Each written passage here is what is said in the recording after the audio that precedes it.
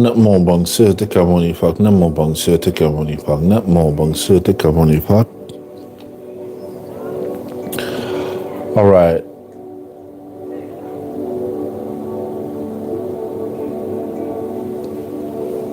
So today's lecture, today's talk is going to be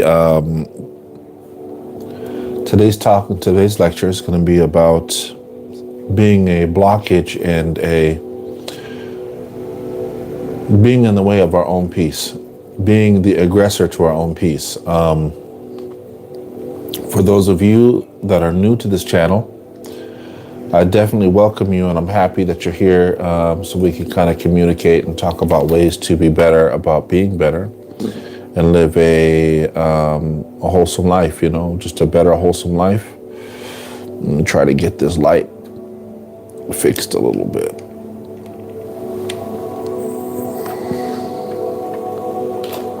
And for those of you who are just joining the channel, my name is Bante Peña, and that is the name that I was given in Thailand. I've been a Buddhist monk for about 10 years living in Southeast Asia. At the current moment, I live in Vietnam, and current moment I'm living in Vietnam, practicing Buddhism, writing books, and still living in the monastery. I've been living in Southeast Asia all over, so about Thailand, Cambodia, Vietnam, obviously, Taiwan, and done extensive travel throughout my whole life. And been collecting a lot of things that I learned, hoping that whatever I learn in reverence, I can teach to others to help them live a better life and change their perspective, and actually give them the encouragement to try to do something different than what society tells them that they're only allowed to do. I took the spiritual path, and it served me a better purpose. And I like it that way, and that's why I'm here. I am today, here where I am today.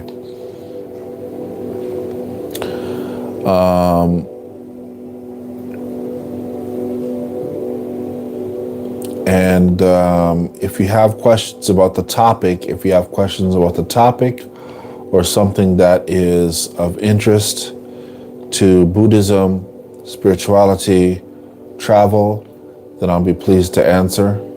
If not, I probably won't answer your questions if it has nothing to do with anything, especially if it's talking about something negative. We want to ask a lot of things that are positive and help us grow as individuals that are seeking more peace, bliss in their life in a world that is toppled by poisons of the mind. So we're going to begin today talking about being an obstruction to our peace, being an obstruction to the things that we desire, the things that we want in life, and wholesomeness. There are a lot of things that we do that we don't really see that add up to us being the locked door to our own paradise. It can be so many things, and I'll tell you a story that happened to me. Once I realized that, it kind of broke me down in tears, and it made me calm down my behaviors so I could stay out of my way to go back to the path, stay out of my way so I can get on my way. I've been a monk for about 10 years, Buddhist monk for 10 years, in 2 orders, Theravada and Mahayana.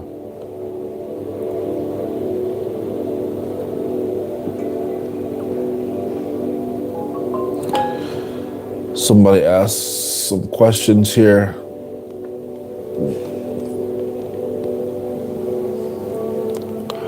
So, the story being that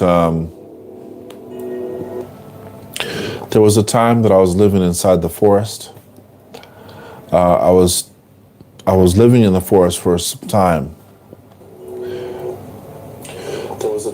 And after some time, after the lights and the glamour of you being this monk, solitude in the forest, you have your housing, your living quarters, it's all set up for you.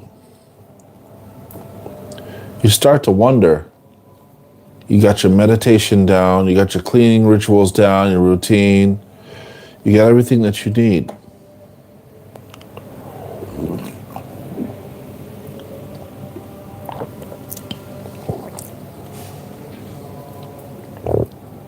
And then sometimes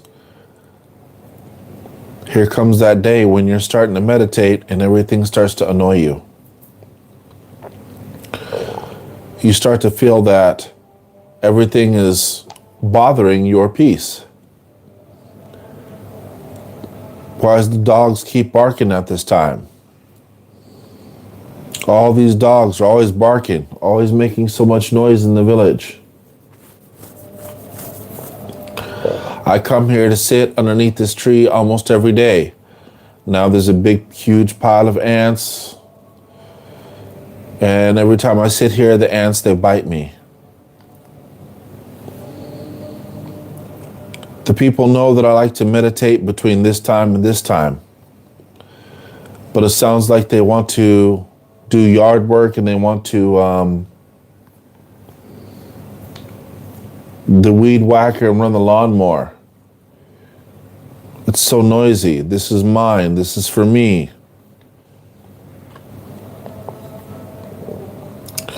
And you start to realize, if you have wisdom and you like to develop your wisdom, you like to develop yourself, you start to say that everything that is happening around you is normal and natural. What is not natural is your response to what is happening truthfully in the world.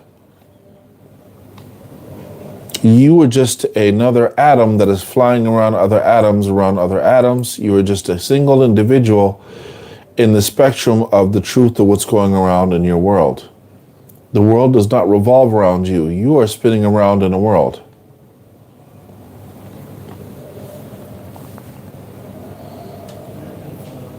So I had to realize that the danger to my own peace was my untrained mind that was going after and attacking everything that was being in its natural order. I was going after and attacking the gardener. I was going after and attacking the ants after I saw they were there. I was going after and attacking the dogs when they were making noise. I was not the victim, I was the aggressor.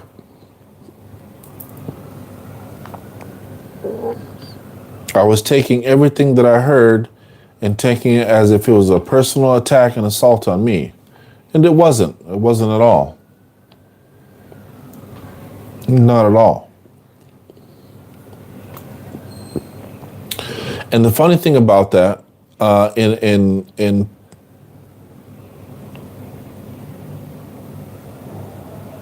funny thing about that is the Lord Buddha even tells us about this type of behaviors. Oh, my face is so puffy, I don't know why I can't.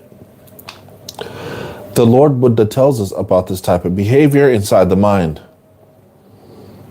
The tricks and the games that are being played inside of our mind.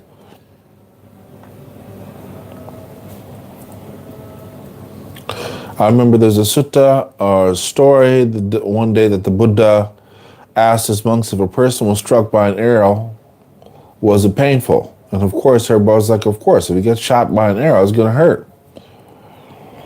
He said, and right after that, after you remove that arrow and you got struck by another arrow in the same place, he said, is that going to be equally as painful? So it's going to be much greater pain. Much greater pain. So the Buddha explained these arrows being illness, loss, aging, criticism, death. And the second arrow, he realized, or he told his disciples, the second arrow is, why me? This shouldn't have happened. This shouldn't have happened to me. I'll never recover. I'm ruined. Why did this happen to me? I'm so important. The first arrow hurts the body or circumstances, and the second arrow wounds the heart. So the lesson in itself was much of our suffering is not from life, it's from our resistance to life. It's to our resistance accepting life as how it is. The person that was making the noise, cutting the grass, or doing the weed eating, he was concentrating on his work, doing what he was supposed to do. The ants were doing their job, doing exactly what they were supposed to be doing. The dogs barking were concentrating on their barking. I'm meditating, but I'm concentrating on everybody else. Then it looks like I wasn't really meditating, was I?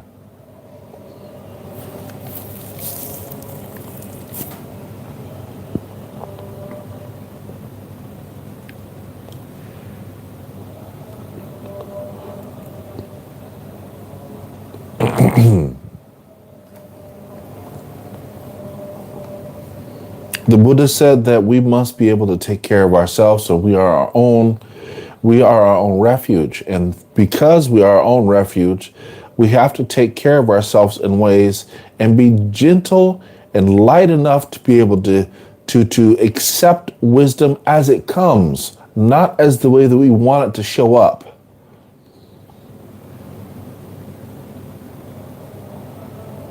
When the time of change knocks on your door, don't reject it because it didn't come wearing the perfume that you like, dressed in the way that you accept, or looking different from the way that you think of your heightened ego is going to be able to accept it. It's going to come in a way for you to be able to transform, for you to accept the truth as it is.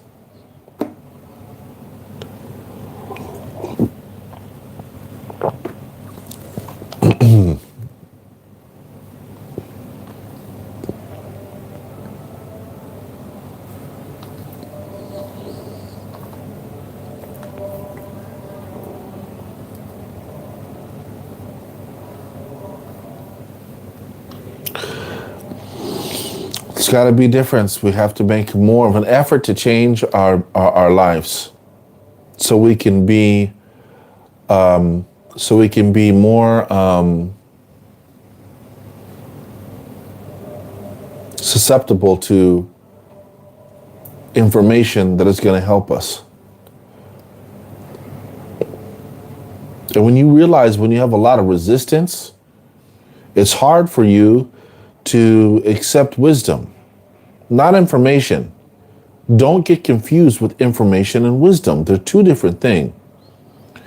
Wisdom is the ability to stop a bad habit, action, thought, or action, thought, or a type of behavior, and transform it and change it to something that is wholesome.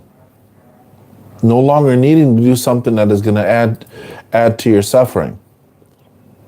Information is just collecting a bunch of literature, books, talks, whatever, and storing it inside your mind. That's not wisdom. That's information. A lot of people always get that confused. 50,000 scriptures inside your head, from Bible, Quran, the Sutta, the Bhagavad Gita. It doesn't matter. This is knowledge. That's not wisdom. Wisdom is being able to apply what stops suffering and the development of negative karma. Wisdom is to be able to be content inside of the heart with little. Wisdom is the ability to be able to not regret that you stopped doing something of unwholesomeness in exchange for skillfulness. Do you understand the difference now? These two things they're not the same. So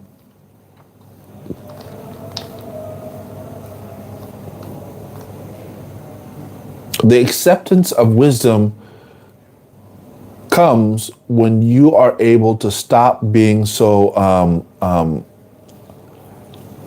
harsh. When you are having conflicts with everything that you come in contact with, there's this resistance. In some aspects, wisdom in itself is very timid. And I speak from experience here that sometimes in itself, what I've learned is that wisdom in itself is very timid. It's going to allow you to reject the wisdom, true wisdom, in chasing something else which is not, until you realize that in itself was not wisdom. That was a mirage. So you can take that in which you learned and put it in its proper category. Wisdom stands alone.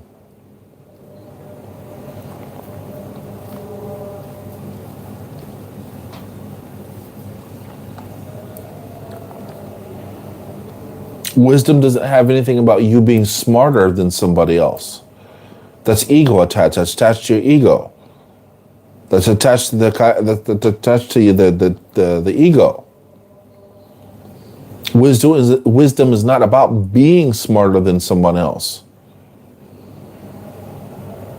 Wisdom is not about being or having something above somebody else. That's not the way to think about things. When you do and receive wisdom, it's not about you showing, improving, and being happy that you have. It's not about you showing, improving, or being happy that you're not in a situation of somebody else, because we are, in fact, people that practice compassion for everyone else. When people go through hardships, you don't smile and gloat. You feel sad for them, because that means that they are in a cycle of suffering that they don't know that they're in. And because they don't know that they're in that type of suffering, then they're not going to expand in consciousness. And we don't sit there and gloat about that.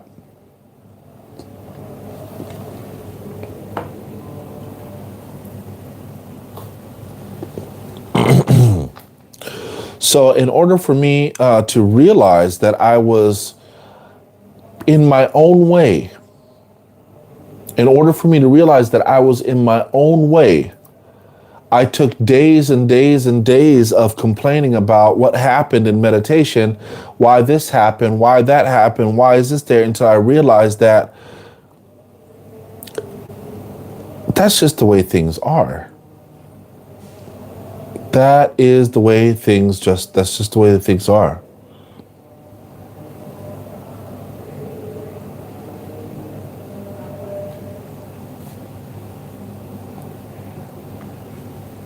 There's also more, there's more things that the Buddha has said, and the wise sages. This isn't just about Buddhism, even though I'm a Buddhist monk and I practice Buddhism. This is about wisdom through the ages, wisdom through all ages. Truth shall be truth. It doesn't matter the title that you put over of the head. Truths are always going to be truth, regardless of the title. You guys got to get rid of that. You guys got to get rid of that if you want to save yourself from the fire of ignorance. Truth is going to be truth, regardless of the title.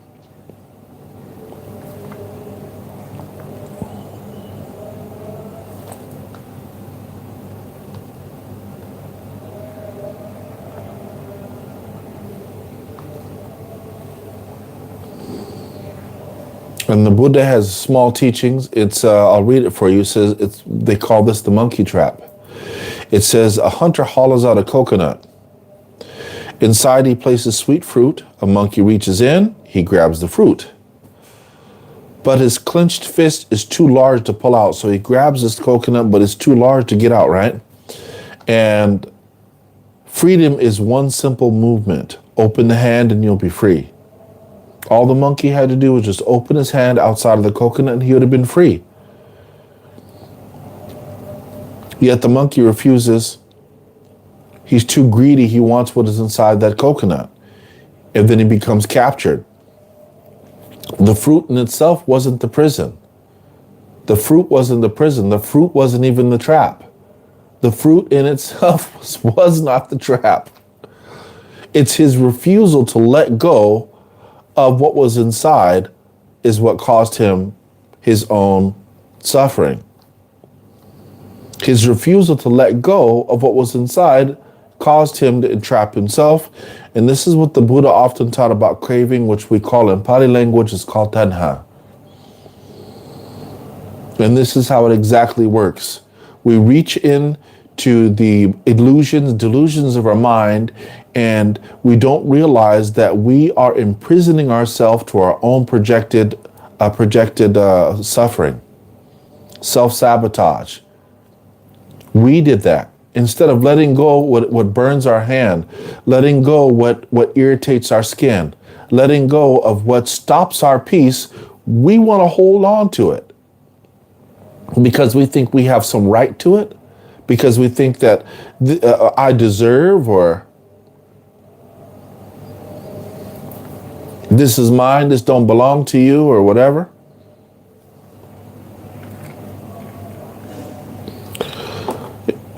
We are some funny individuals. Let me see if I can put this light up here.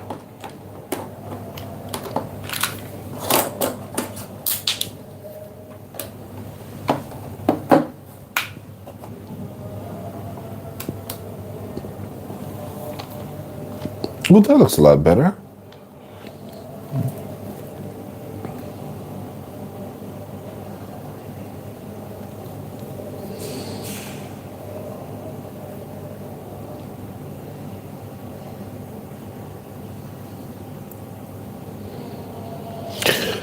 So after a few days,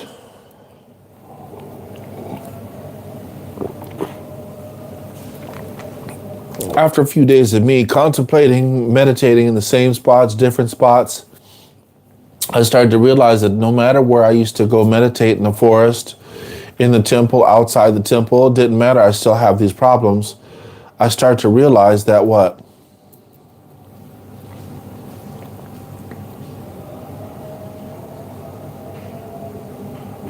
There was no demon. There was no problems. There was no demons. There was no problems. I was the demon. I was the problem. I didn't know how to concentrate properly was the big problem.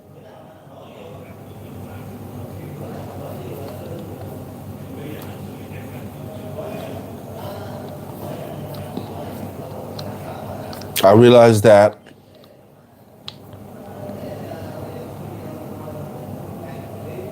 I was bringing anger, delusion, and my will into the place of peace.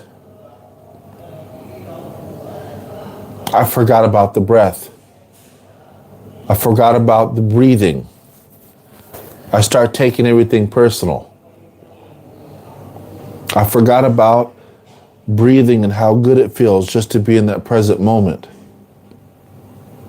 Forgot totally. Totally forgot.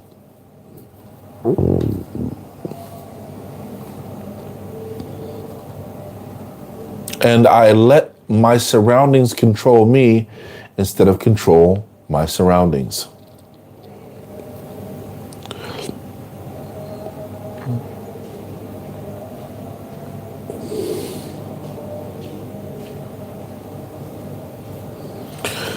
There is another little saying that we have in Buddhism and from some of the sages is that there was a disciple asked how to calm his mind. How do we calm our mind down? The master pointed to the muddy pond. So right there. How I calm my mind down? Pointed right at the muddy pond. He said, if you stir it, can it make it clear? He said, no. If you stir that muddy pond, is it going to make it clear? He said, of course not. It's going to swirl all up and become all dirty, thick, mud. You won't be able to see through it. So what if you leave it alone? He said, yeah, it starts to settle. Whatever's inside the water, the sediment, starts to fall down. Then the water becomes clear. And the master said, well, so does your mind. So does the way that you think inside your mind. Sometimes the greatest obstacle is trying to too hard. You're trying too hard to force peace in your life. You're not letting it come naturally. You are trying too hard. And because when you are trying, that is a vibration, that is a heat, that is a friction, that is a vibration, it stops the sediment of the mind from setting in its place naturally. It stops the ground in which the sediment sits. It stops it from being still. And you're trying too hard, and it's trying to force peace. Peace needs exactly what it is to stabilize. Peace needs peace. And it often appears when you stop disturbing it. So there is many tricks. And there is many techniques that you use in meditation for different situations. There's not just a one style technique to your meditation, to your mind. You don't think only one way. You think multiple different ways for multiple different situations. So you also need to think multiple different ways and use multiple different techniques in order to master your mindfulness. Whether it's counting the parts of the body, whether it is saying the word or the Buddha's name, or saying a mantra, or recitation of something of the sutras, or your religious backgrounds, saying words of affirmation, visualizing a candle, visualizing a place of beauty, and then breaking them apart into nothing.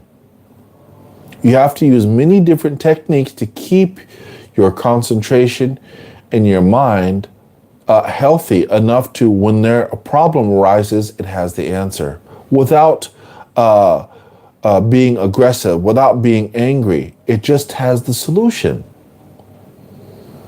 You just have the solution. That's it. You don't need to be angry or nothing. You don't need to, you know, here comes this. You don't need to show that type of confrontation. You just know exactly what to do.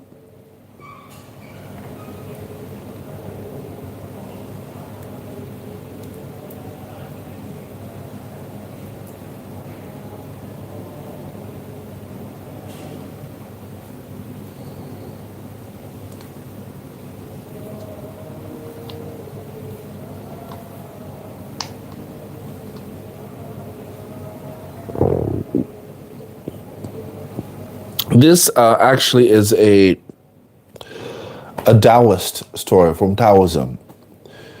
There are a lot of mystery schools, wisdom schools, and mystery schools around the world. There are a lot of mystery and wisdom schools around the world. And because of that, because of that, it can help you have a more full body acceptance that human beings have wisdom. You can accept truths from around the world from your brothers in humanity. When you start to study different cultures, get into their mystery schools, get into their wisdom, the wisdom classes, wisdom schools. It'll make you have a lot more respect for the people and culture that you're living with. One of the Taoist teachings is a man is rowing across a river. He becomes furious, gets all angry and irate until he notices that the boat's empty. Instantly, the anger disappears. He's not angry anymore. And instantly, the anger disappears. The collision was the same. Only the story changed. The ancient Taoists asked, how often do we fill empty boats with imagined enemies? Imagined enemies.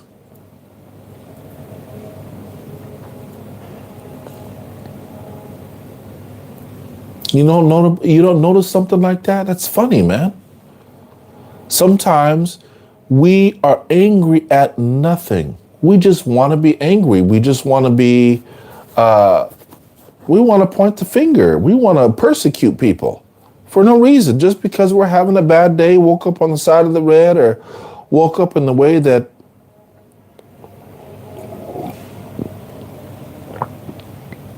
we want to impose our will on people for what?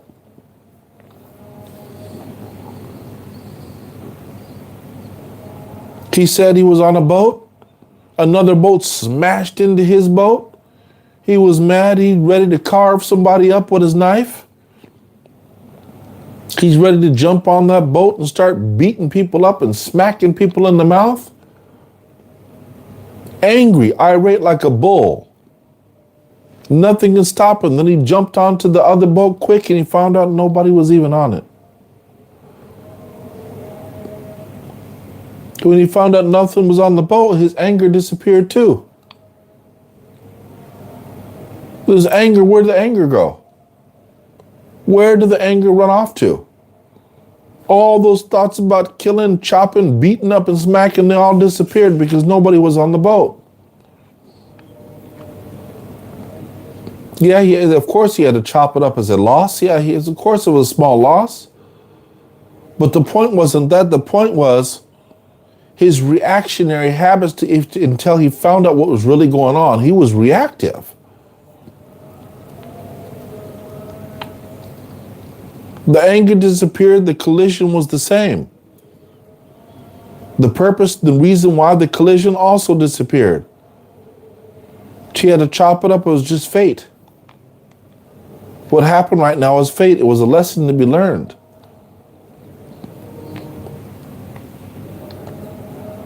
Before he even found out what was really going on, he wanted to sit there and point and blame the fingers until he found out. I sat there in meditation angry. And you already know that one of the 5 hindrances of the meditator is anger, ill will, bad, negative thoughts while you're trying to sit and meditate.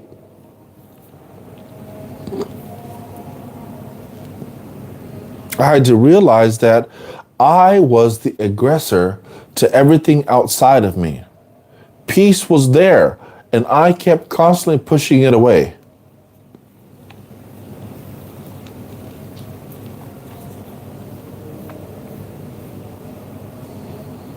I brought my problems to meditation. I didn't look at the situation clearly. All the sounds, noises, they're there every day.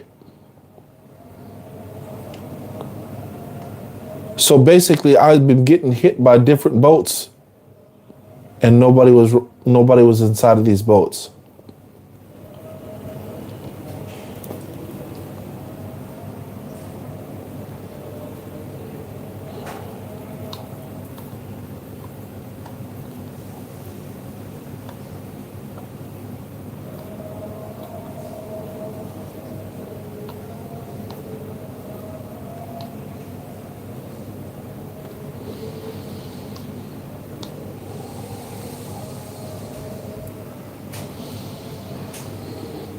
Let's see if I have a couple.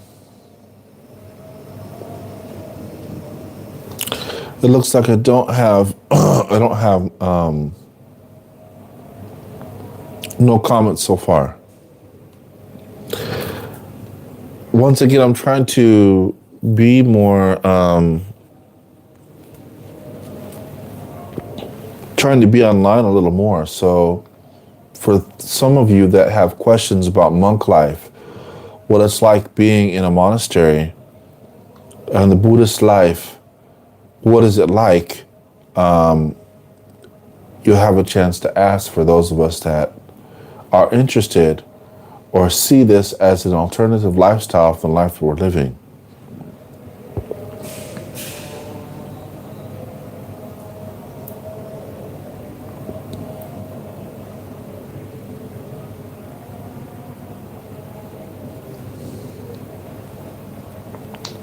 Remember, no matter how clear your thoughts are, no matter how pure your heart is, no matter how long you meditate, it'll never stop a snake or a viper from sinking their teeth into your flesh just because you're a good person. You have to be careful of where you sit. You have to be careful about where you place your love in the Dharma.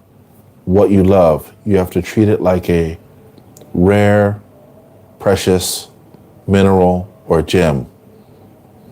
You don't take it and throw it inside the sewer. You don't take it and throw it inside of the toilet. If you want to preserve yourself, preserve your practice, then you have to keep it away from those people who would take advantage of that and destroy the beautiful light that you have inside of you, which you love so much, which is the practice of wholesome and skillful living. If you notice it's time to make a change in your life, change. Don't ask permission. Don't ask anybody else. You might ask for advice, but if you know it's time to change, change. And do it, because you never know what it's going to take for you to be pushed right off of that path. Especially if you're not getting the support that you need to be a good person. If you feel you're not getting the support that you need to be a good person, to continue living a life of wholesomeness, continue a life where you're helping and being a beneficial source of help for your community or society, get up and go somewhere else. Get up and go somewhere else, and don't even feel bad about it. You don't need to be mean. You don't need to be angry. You don't have to fight with anybody. Just get up where you feel that if you feel like you're not being respected as a person of skillfulness, get up and go somewhere else where you're being appreciated. The world is a big place. There are people in the world who are looking for you. There might be a setback, but it's not a setback. It is called a strategic advantage point. Do you understand? It's not a setback. You are it's called strategizing. You're not staying there forever And I have to keep telling myself because I know I have to go back to America soon because my work here is done. My work here in Vietnam is pretty much done. There's nothing else I can do here. It's lovely. It's a beautiful place. It's great for practice. It's great to develop yourself, but comfort is the death of comfort is the death of motivation. And I have to continue on the path to bring Buddhism to the world, the English-speaking, the Western world. Even though things are very comfortable here, it's lovely, but I have a mission and I have a mission to accomplish, and the calling is now, even though the times are very rough. We have wars on each side of the world, and they keep getting worse. I have wars inside myself, and I don't want them to get worse. And you're going to be the sage and traveler in this world, so just be it. Just be it. After you have been practicing for some time, seeing the world as it is some time, and developing yourself for some time, you're going to just have to keep hitting the road and keep walking forward. It's like walking over a bridge. It's like walking over a bridge. You don't walk over and stop in the middle of the bridge and think you've made it. The purpose of a bridge is to get from point A to point B, not to stand in the middle of the bridge and think you made it and build a home in the middle of the bridge. You just keep going. You keep going. It looks like there's not many people online. Nobody's asking any questions or saying anything, so I guess I'm going to let you guys go back to your daily lives. I don't know what time it is. I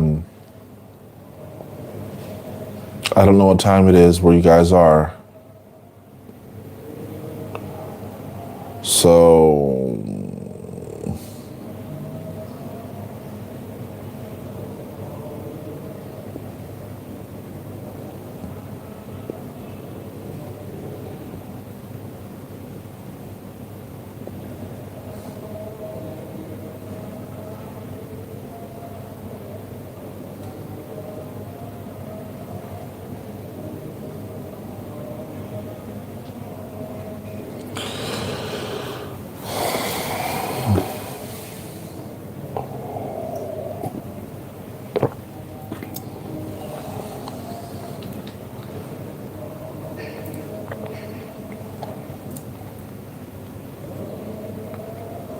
I don't know.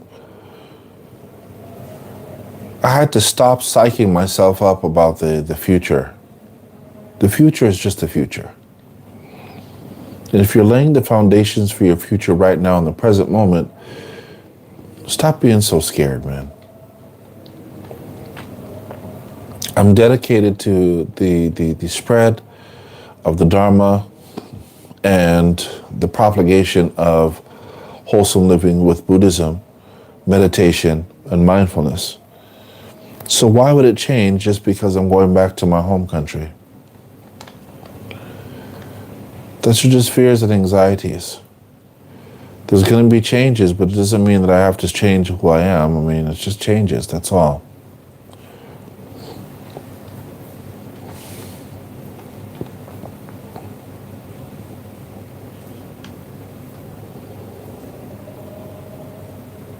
Yeah, that's all.